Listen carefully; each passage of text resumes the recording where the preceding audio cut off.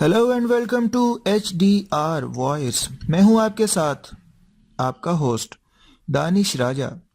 जनाब, बॉलीवुड के मारूफ अदाकार अक्षय कुमार एक्शन फिल्में करने के साथ साथ अक्सर समाजी मौज़ूआत पर बनने वाली फिल्में करने में भी अपनी मिसाल आप हैं, जिसमें टॉयलेट एक प्रेम कथा की मकबूलियत के बाद दूसरी अहम फिल्म पैडमैन है, जिसका शायकीन को बेसब्री से इंतज़ार है।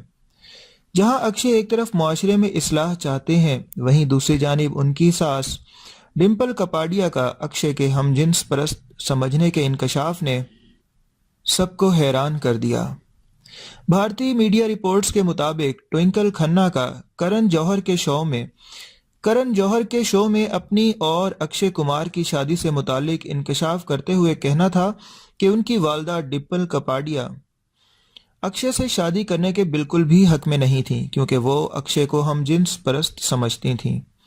ट्विंकल खन्ना का कहना था कि उनकी वालदा को अक्षय पर इसलिए शक था क्योंकि उनकी एक सहाफ़ी दोस्त ने अक्षय के हमजिन्स परस्त होने का बताया था, जिसके बाद वालदा ने अक्षय की जांच पड़ताल भी करवाई, दीगर लोगों से अक्षय से मुतालिक मालूमात भी हासिल की और मेरे मुस्तकबिल की खातिर अक्षय का मेडिकल टेस्ट भी करवाया।